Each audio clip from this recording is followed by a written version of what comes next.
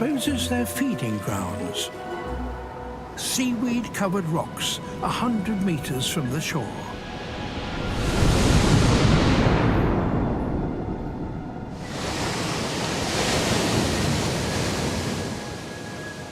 Getting there is a race against the tide.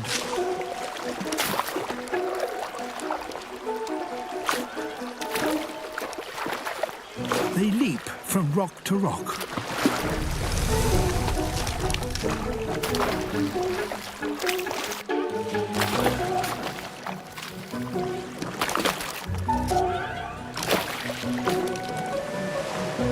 These crabs seem to be afraid of the water.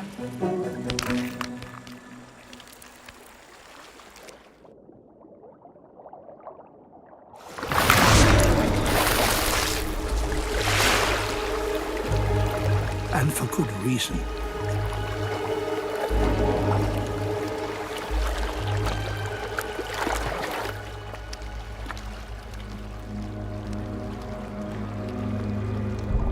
The moray eel. The chain moray is a specialist crab hunter.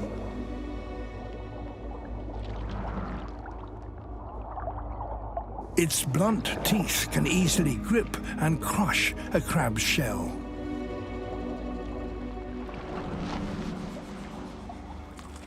It's the crab's deadliest enemy.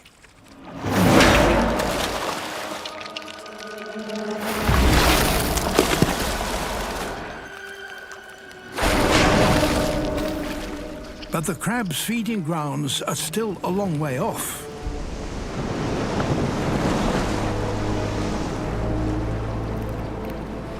They must press on.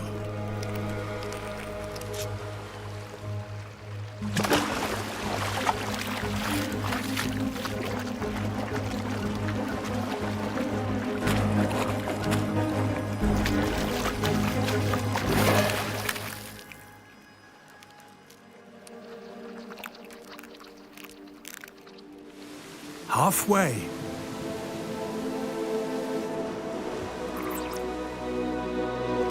But their enemy has other ideas.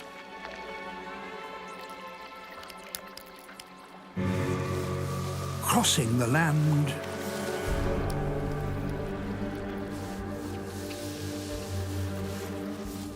To reset the ambush. To feed, the crabs must keep going.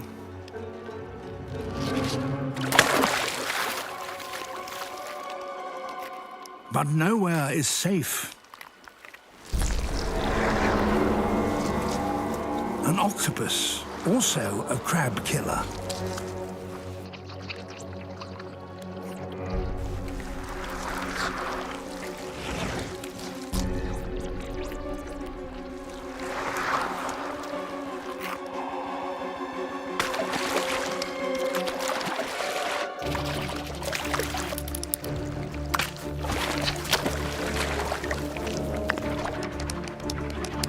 The crabs make a dash for it.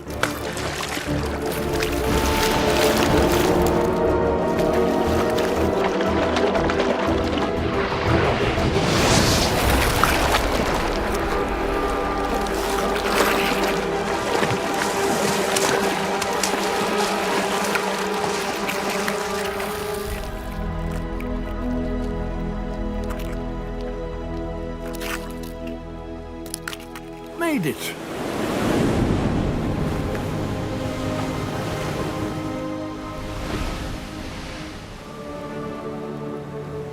Risking life and limb to graze on these seaweed pastures. But in 2 hours' time, when the tide starts to turn, they will have to run the gauntlet all over again.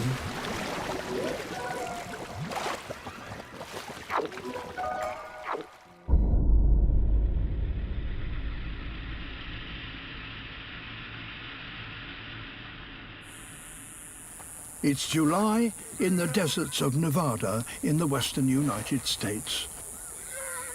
The hottest time of the year.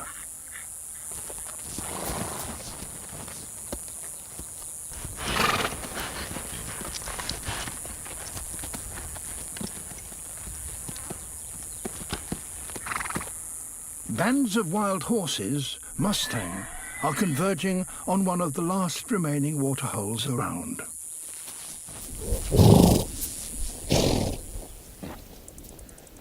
Now, water not only offers them the chance to drink, it can also bring power. If a stallion can control access to water, he will have secured mating rights to the entire herd. So stallions try to dominate these pools, fighting off rivals who venture too close.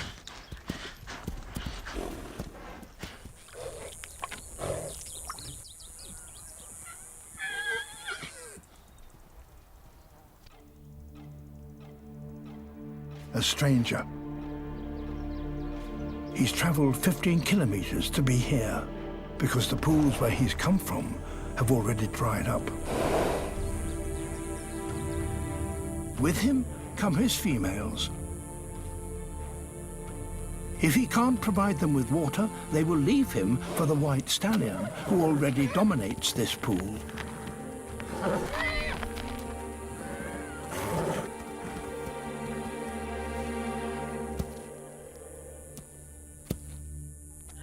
So he will have to fight.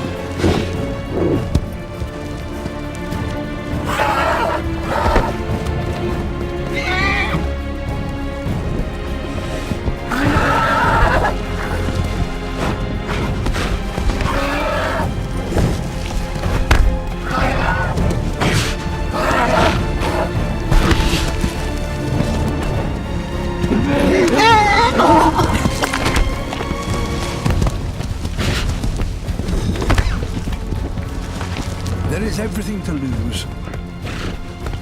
A broken leg or a shattered jaw would mean a slow and painful death.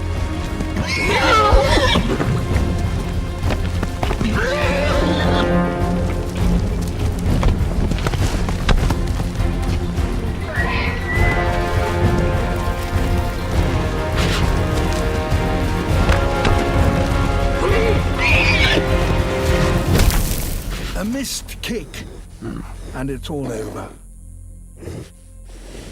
The new arrival has won. And his prize is more than just a chance to drink. He has provided for his herd and in the process stolen his rival's females. The white stallion's rule is over.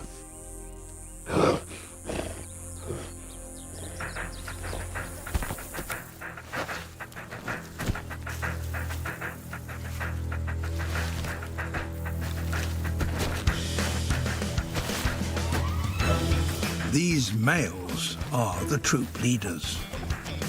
They hold all the power here.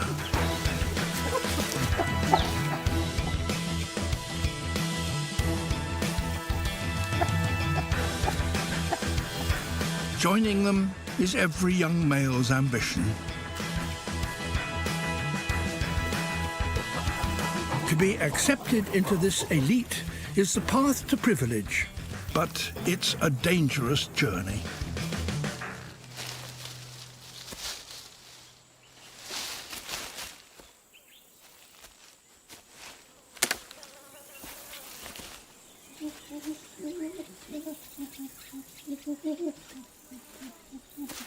The youngster decides to follow.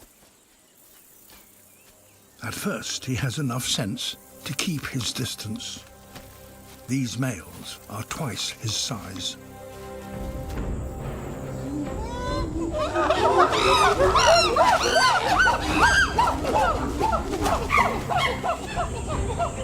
The low-ranking chimps retreat before the troop leaders arrive at the waterhole.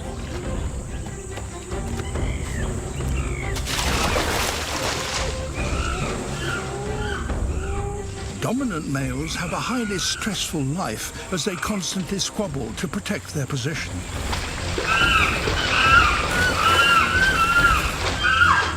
The youngster can't take his eyes off them.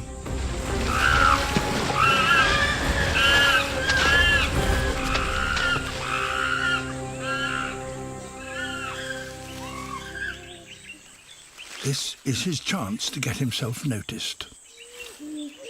If he can impress even one of the big males with a show of strength, he might just be accepted into their ranks.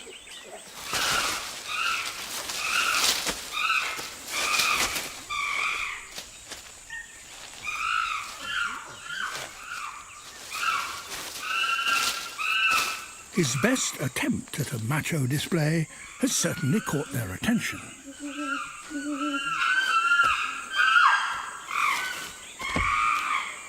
But they are not impressed.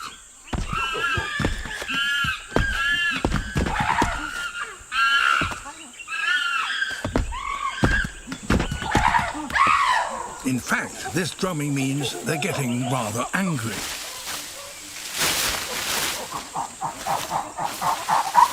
And they attack.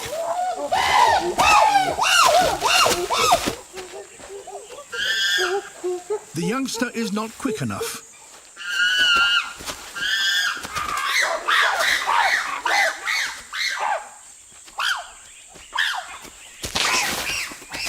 He gets a short, sharp lesson about how hard it can be to break into this close-knit gang. He's lucky to escape with just an injured hand.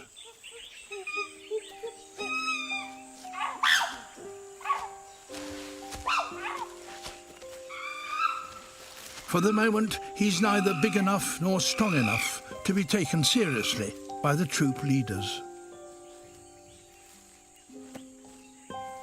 Without status, he will never enjoy the privileges of the best food or the attention of females. Losing its fear of humans has enabled one animal to spread into cities everywhere and in huge numbers.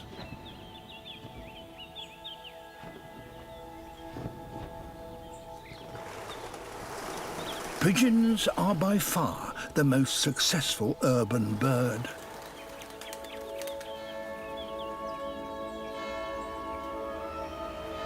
Here in Albi in the south of France, the pigeons come to the river to bathe. They need to preen their flight feathers, clean off the city dust, and cool themselves down.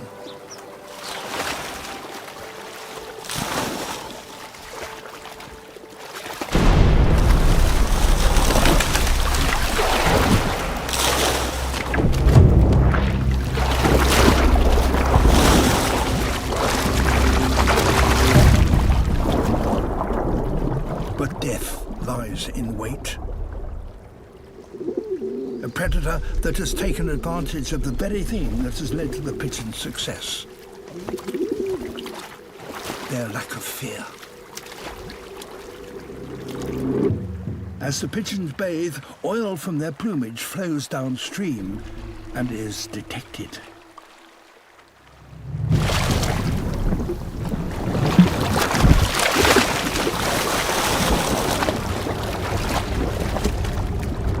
Monstrous Wells catfish. Introduced here just 40 years ago, they have proliferated, virtually exterminated the local fish stocks, and they've now developed a taste for pigeon. Their eyesight is poor, so they use their barbels to sense the movements of their victims.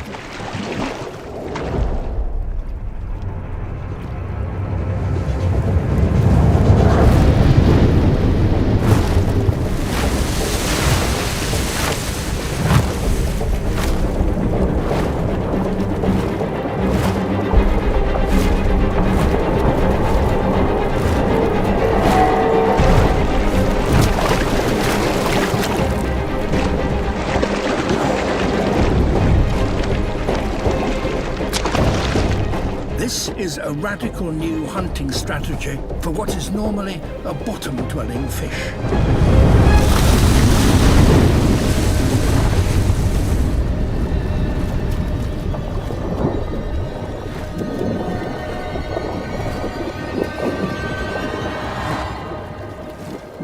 After 1,000 years of living in this city, pigeons are now having to learn to avoid a fish. A lone Grevy's zebra. He weighs close to half a ton and could go for 3 days without drinking.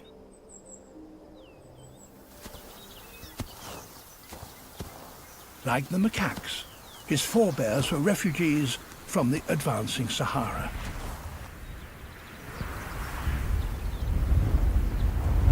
The land is scrubby and dry.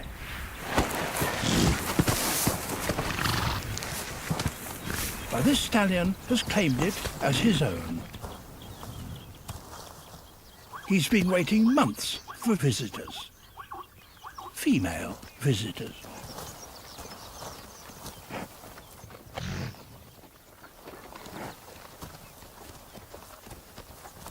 If they like his territory, they might stay a while.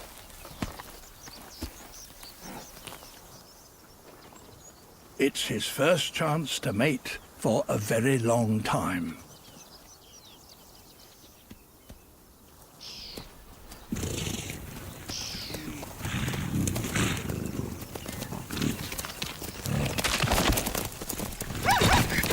Hardly a success. Perhaps his visitors are looking for a more impressive partner. There's another setback. The females were being followed, a posse of young males, everyone a rival.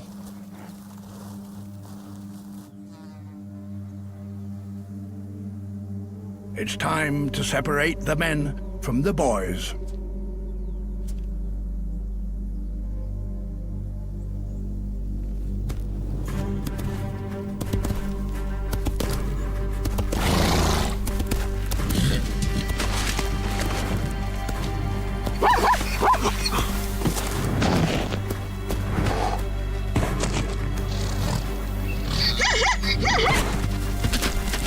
One by one, the stallion sees them off.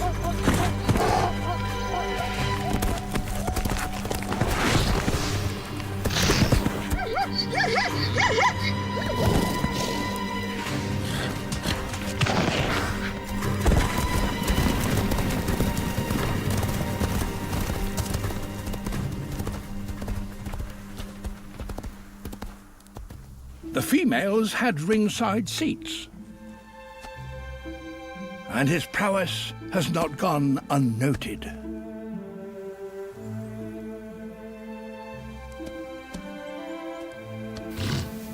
Machismo gives way to tenderness.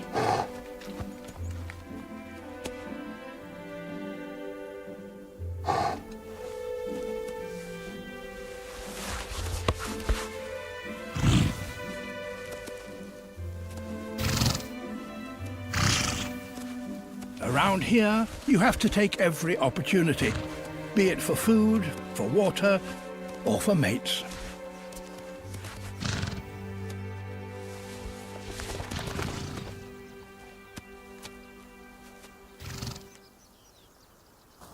Female Grevy's are a fickle bunch.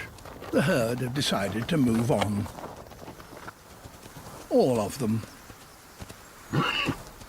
The stallion may never see them again, but there's a chance that one is now carrying his foal.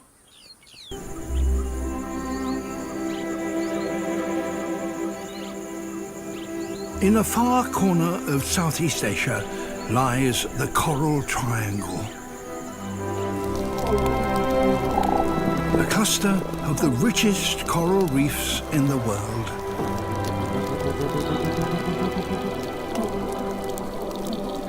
Undersea cities crammed full of life.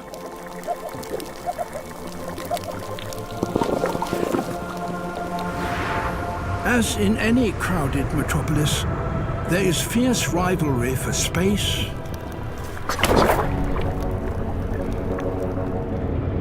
for food,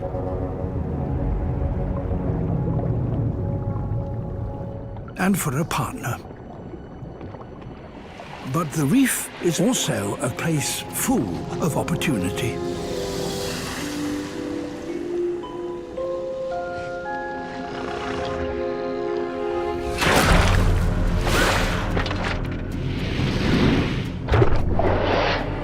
A cuttlefish.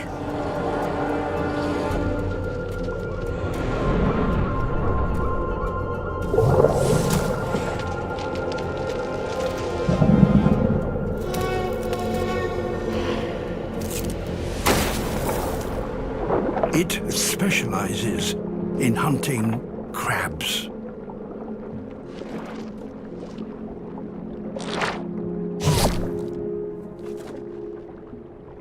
But a large crab is a dangerous quarry.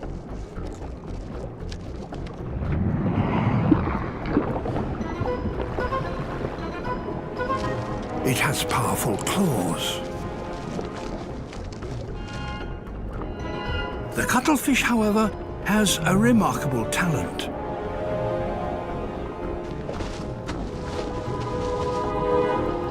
Its skin contains millions of pigment cells with which it can create ever-changing colors and patterns.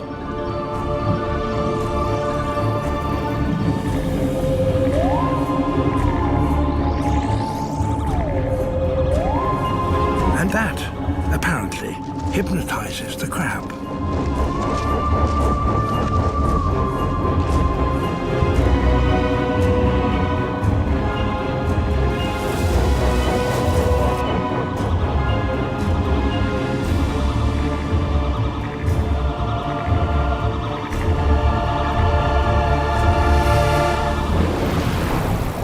A cuttlefish may be clever, but a shark is bigger. And it eats cuttlefish. Time to disappear.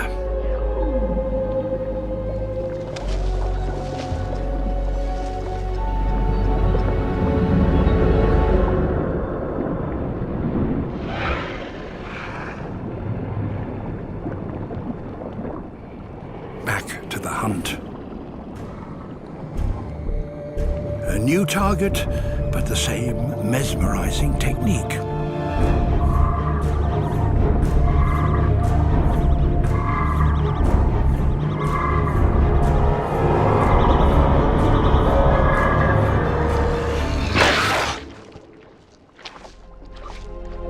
For those that manage to establish themselves in these bustling undersea cities, there can be great rewards.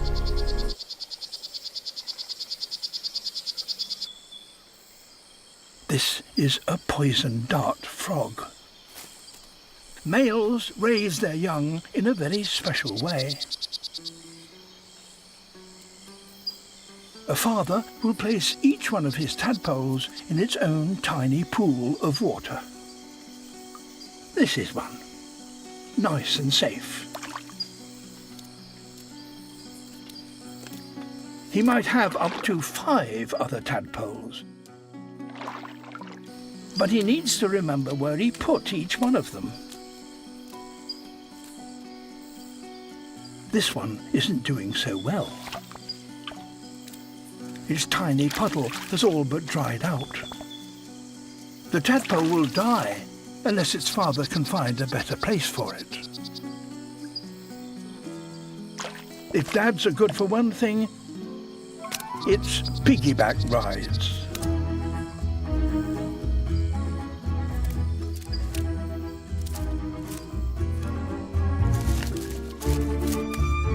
Fathers are no bigger than a human thumbnail, but this enables them to get to places that others can't.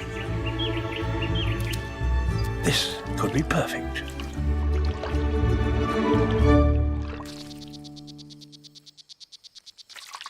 The only problem is that there's no food here. Fathers need help.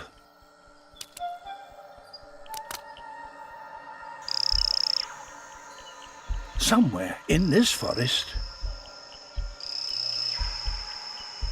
is Mum.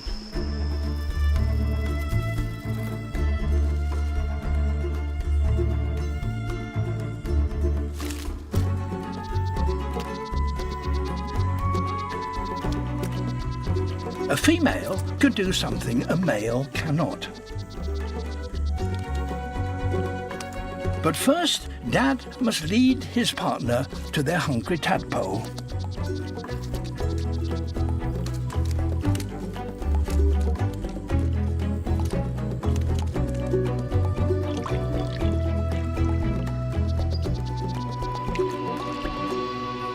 And Mother deals with the problem. She lays a single, unfertilized egg.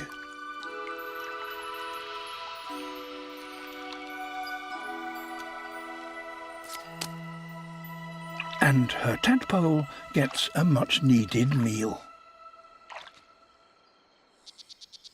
For the next 6 weeks, parents continue their rounds, an extraordinary test of teamwork and memory. Sailfish, 3 meters long, are closing in on prey.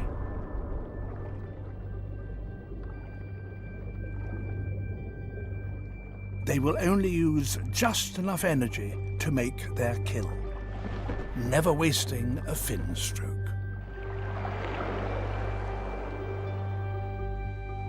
Nearly 100 sailfish have surrounded a single school of baitfish. It's very rare to see so many of these hunters in one place.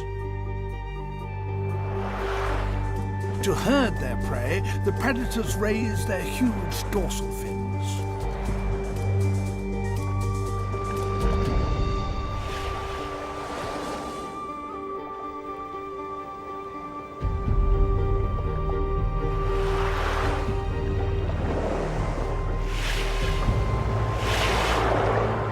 A mistimed strike by one sailfish could fatally damage another, but each continually changes its colour from blue to striped to black. That warns its companions of its intentions and also confuses the prey. As the shoal is driven nearer the surface, it comes within the range of the seabirds.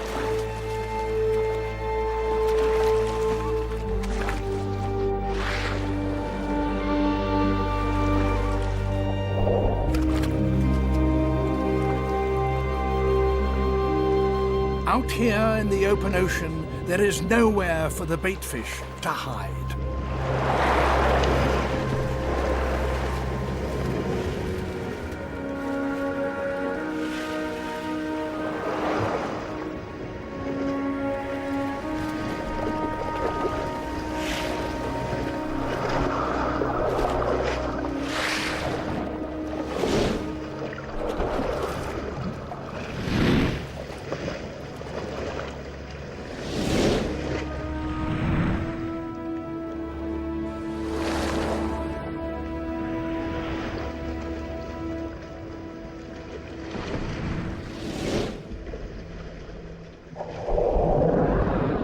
Sailfish live a high-octane life. To survive, they must find prey daily. So their entire existence will be spent on the move.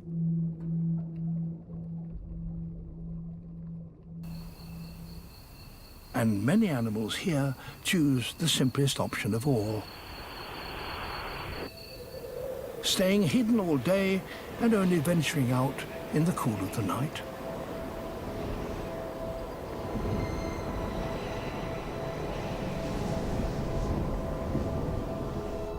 As darkness falls, animals appear from seemingly nowhere.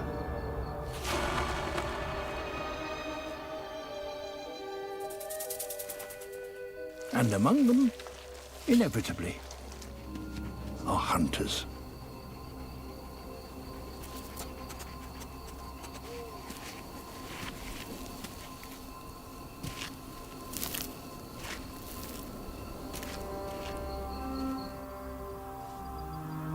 One of the most voracious nocturnal predators is also one of the hardest to see.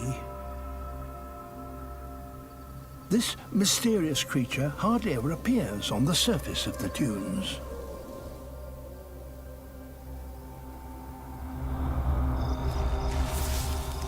But there are signs on the sand that can give it away.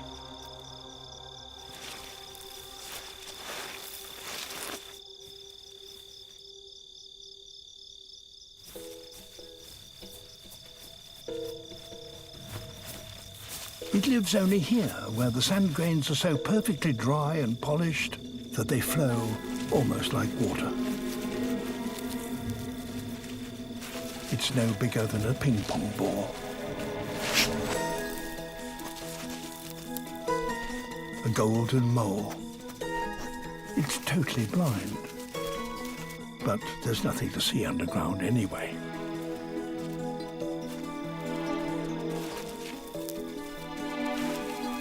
Instead, it has superb hearing. Its entire head acts as an amplifier that picks up vibrations through the sand. So, to locate prey on the surface of the dune, it has, paradoxically, to thrust its face into the dune.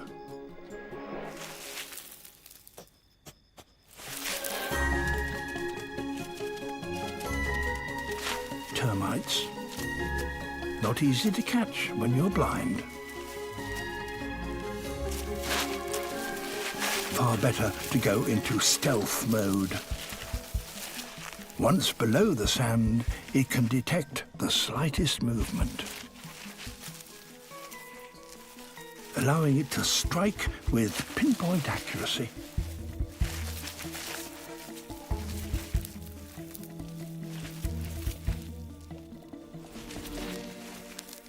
Well, most of the time.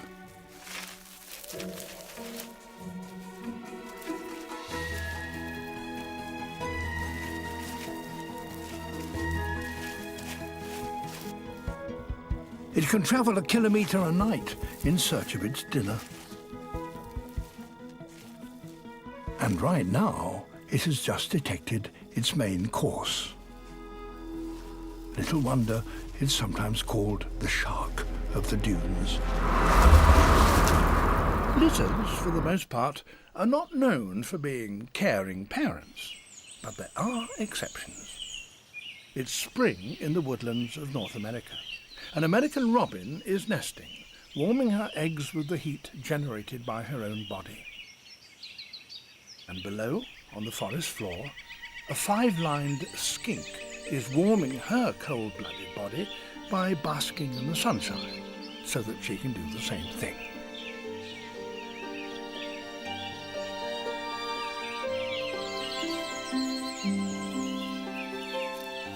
She has a nest below the log.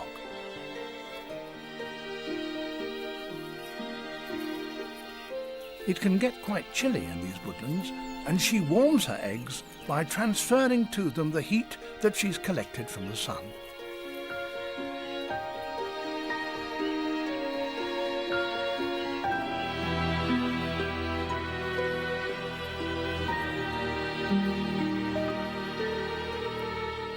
She takes just as much care of her eggs as the robin does.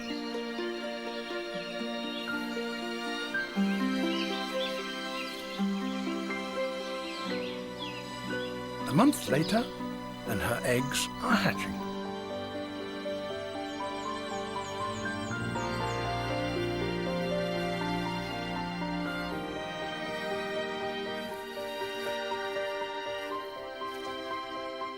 The robin's eggs have hatched too. Her nestlings are helpless and need constant feeding. The young skinks, however, are already capable of finding food for themselves.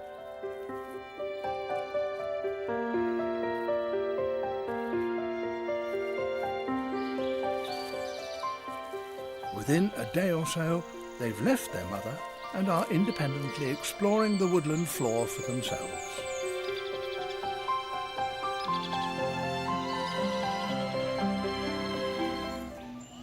Back in the Australian rainforest, This weaver ant fortress sits at the heart of a rich territory.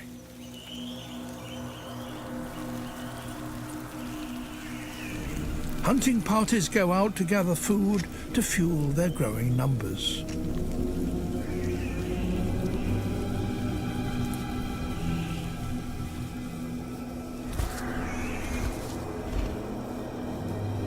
Some canopy caterpillars are not killed, but farmed by the ants. They exude a sugary secretion that the ants collect. In return, the ants mount a guard to protect the caterpillar wherever it goes.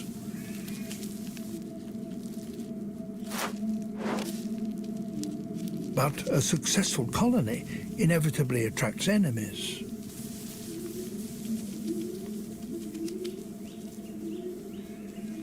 This jumping spider's body shape resembles that of an ant.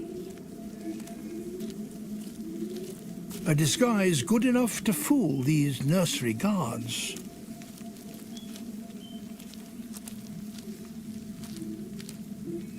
It's after one of the colony's most valuable assets, the grubs. In a colony numbering tens of thousands, a single grub is an insignificant loss. But the rich territory of a successful colony draws more destructive enemies.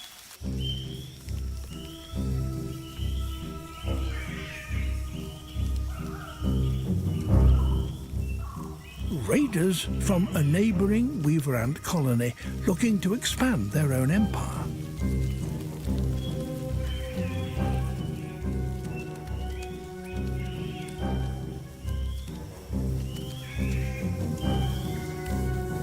Invaders are quickly spotted. The guard releases pheromones to alert the rest of the colony. They stream out of the nest to defend their home.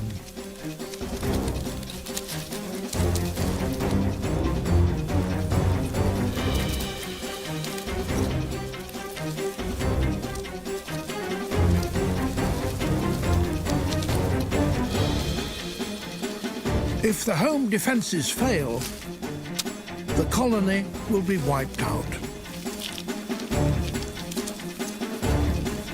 Some of the defenders deploy their most potent weapon. They squirt formic acid.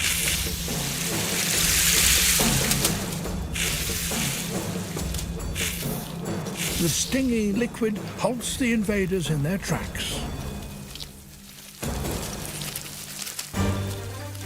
And now the home guard can go on the offensive.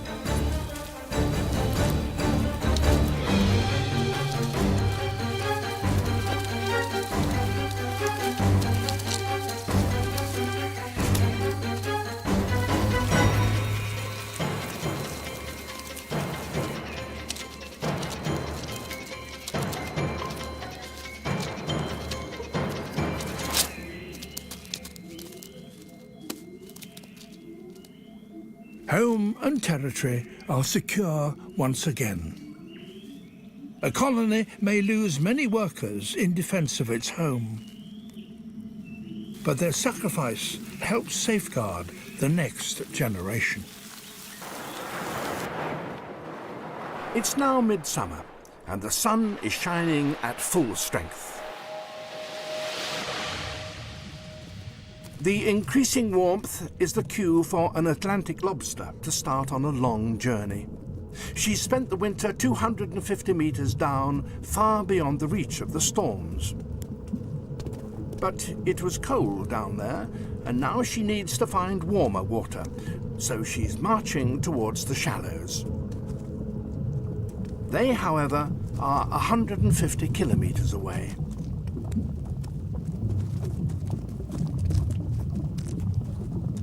After a month of walking, she finally arrives at her favoured sandbank. But she's not the first here. Dozens of other lobsters have already dug themselves homes in the sand, and they don't intend to surrender them to newcomers.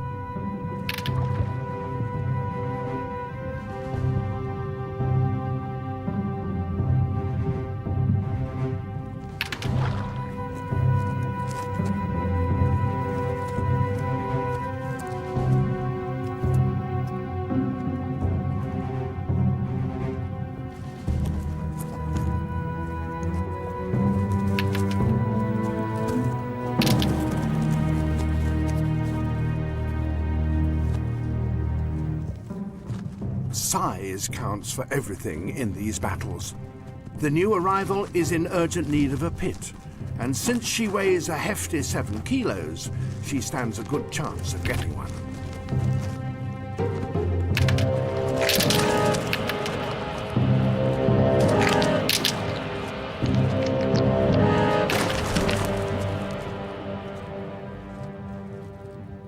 She's won.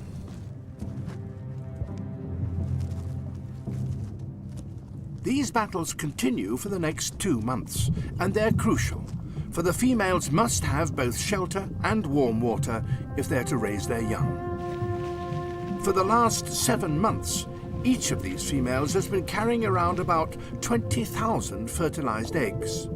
But their task is approaching its end. The warmth of the shallows is speeding the eggs' development. 2 more months, and the eggs are ready to hatch.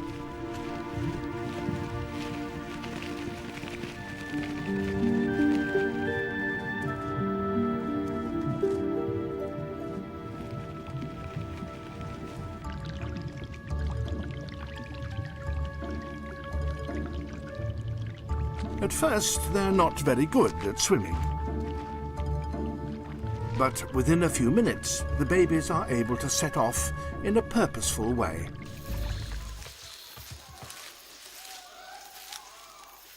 This is one of them.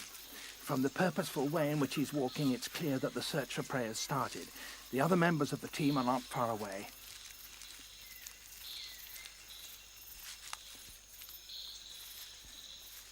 They've been steadily following the monkeys for about 20 minutes, looking for an opportunity.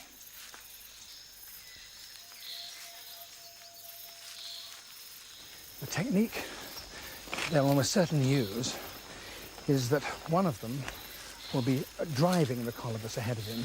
Then there will be others that go up on either side who are the blockers, who won't make any attempt to catch the monkeys. And then there are chasers who go and grab at the monkey if they can. And finally, there's one male who will go up ahead and ambush it, so bringing the whole trap closed. The monkeys are now getting alarmed. A driver's going up to prevent the group from settling and to drive them towards an area where they're more easily trapped.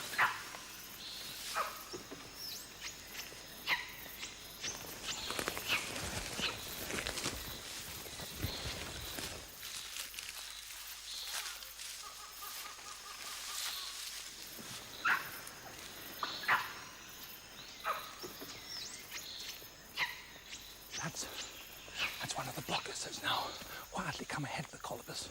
He's halfway up the tree now. He's deliberately making himself conspicuous.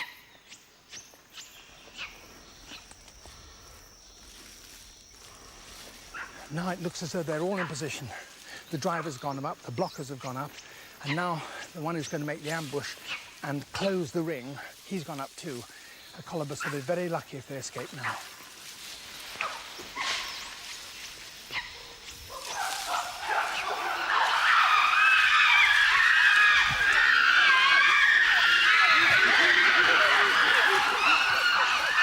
They've got one.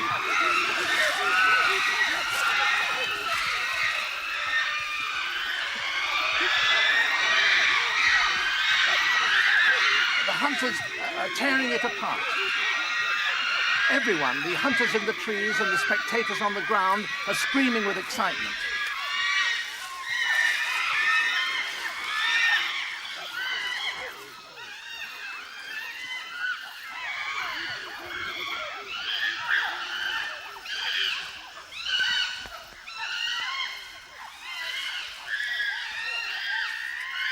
And now the kill is brought down so that the females and others can share it.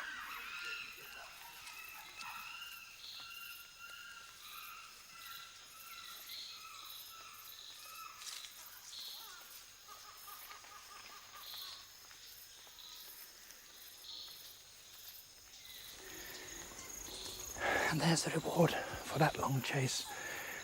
The divided body of a colobus monkey. These blood-stained faces, may well horrify us, but we might also see in them the face of our long-distant hunting ancestors.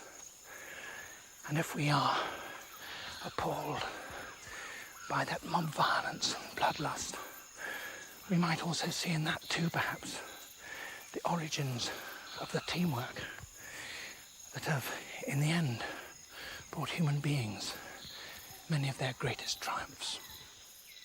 This is the South African dwarf chameleon, a male in full courtship costume.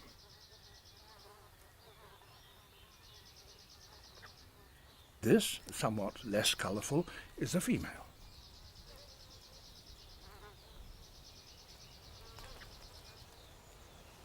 She is not welcoming his advances.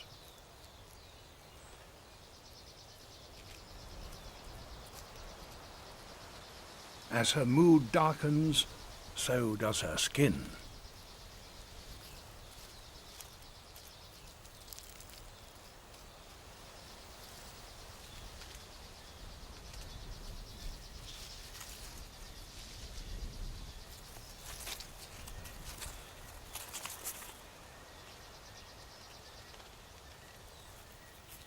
She's driven him away. But why?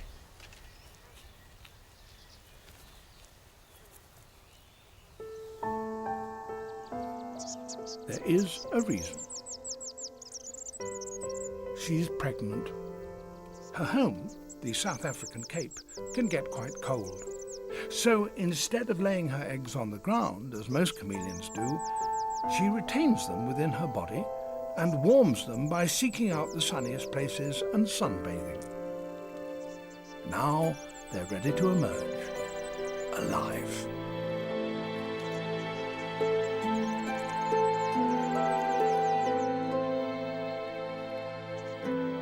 Producing babies in the branches might seem to be a risky business, but the membrane enclosing each one will stick to a twig if it hits one. And when at last the babies disentangle themselves, they immediately deploy their formidable chameleon grip.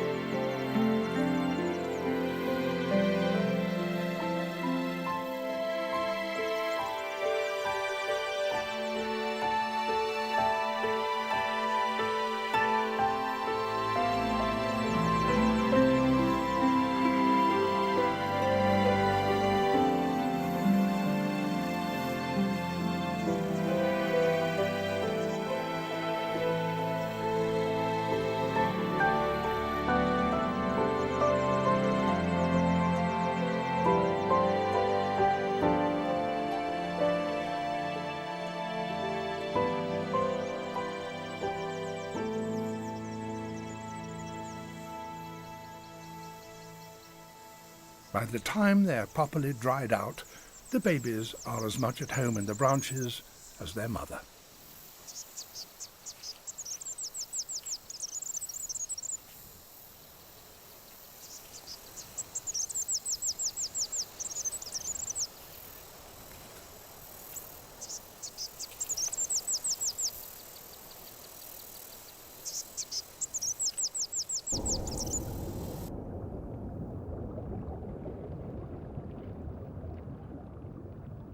Out here on the sand flats, there is safe accommodation for some.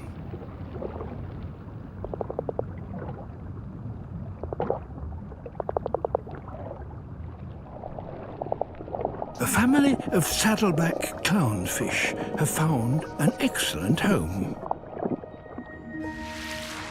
The tentacles of this carpet anemone can kill, but the clownfish are immune to the poison.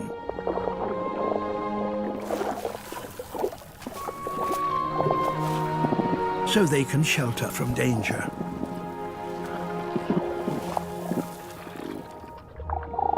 In return, the fish keep the anemone clean of debris.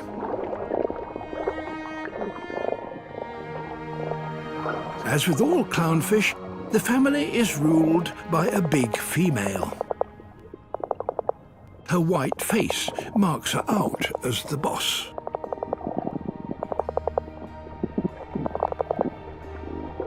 The diminutive male has to prove his worth, so he works tirelessly, removing debris and generally keeping on top of the housework.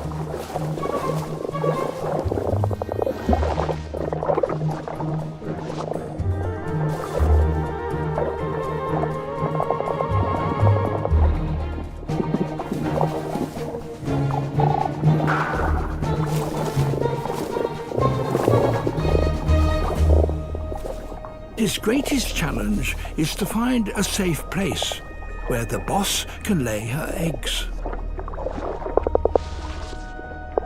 But there's nothing solid here for the female to lay them on.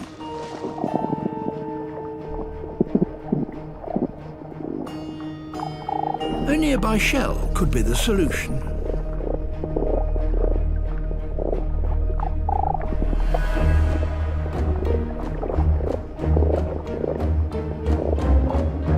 If only he can move it to the protection of the anemone.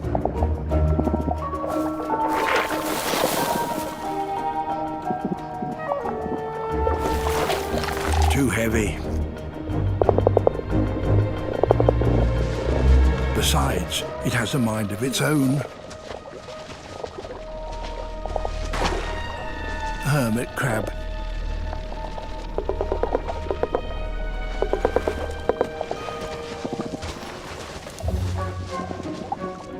But out here, twice a day, the anemone is swept by tidal currents, and they bring in new opportunities. An old plastic bottle. Perhaps this will do.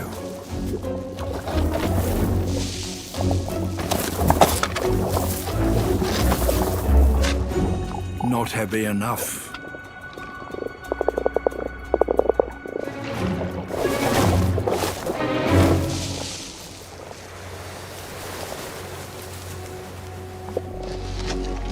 Coconut shell.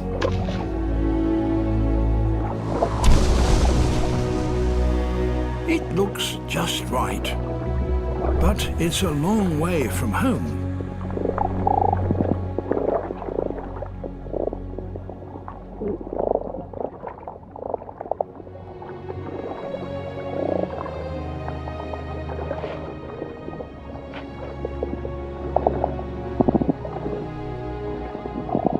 And he can't move it by himself.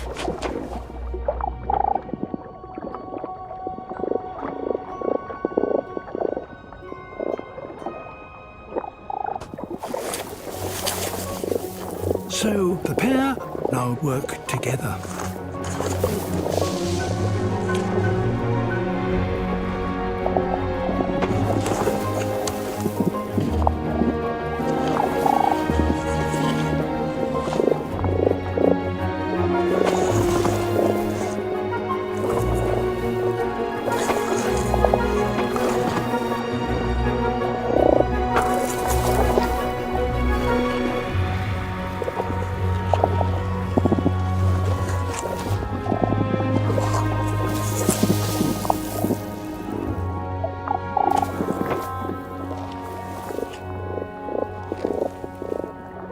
A little adjustment to the anemone's tentacles in order to clear a space for it.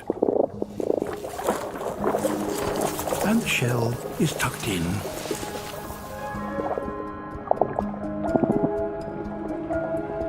The female lays.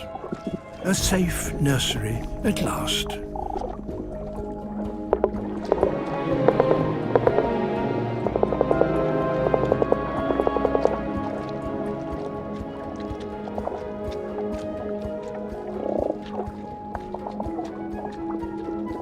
He has proved himself worthy to father her young, and he fertilizes them. Now he will meticulously tend the eggs,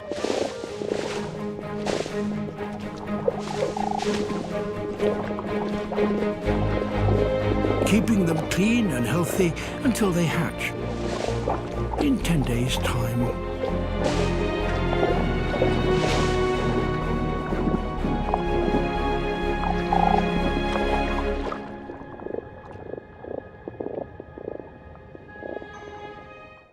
$60 million tons of snow now blanket this herd's territory. Pushing through deep snow is exhausting work, and the bison are now slowly starving.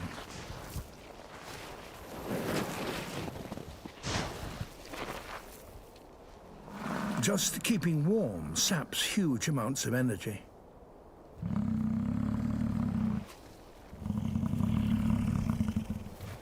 Their thick coats can insulate them down to -30°C. It's now -40. The only thing that will keep them alive is buried beneath a meter of snow.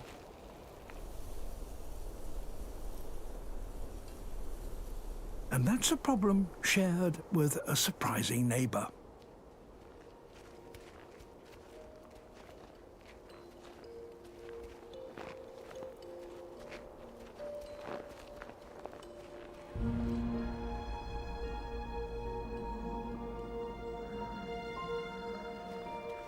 The food the fox seeks is also deep beneath the snow.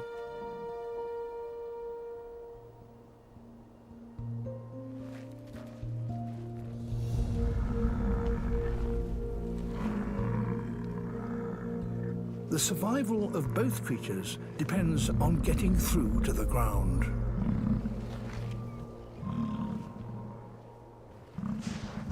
For the bison, it will be a matter of brute strength.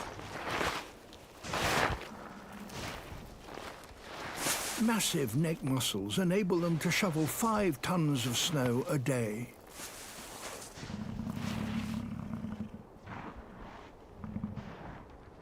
Their lightweight neighbor needs more precision.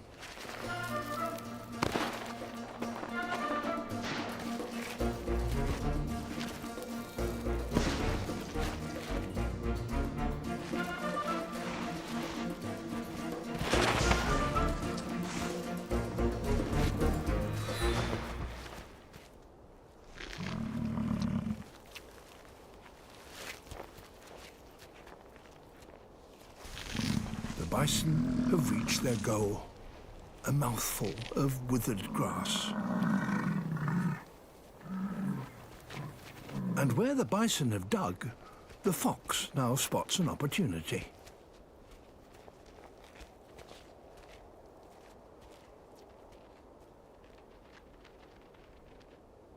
Every footstep counts. But he mustn't break through. Yet. He listens carefully to pinpoint his target.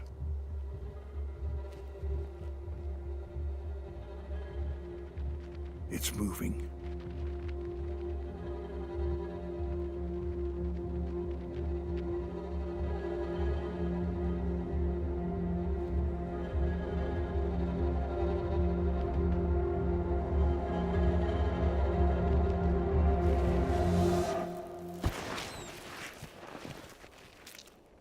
A vole.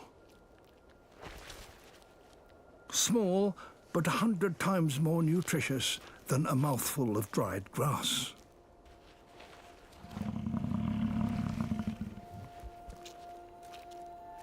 To get through the winter on these prairies, sometimes brain beats brawn.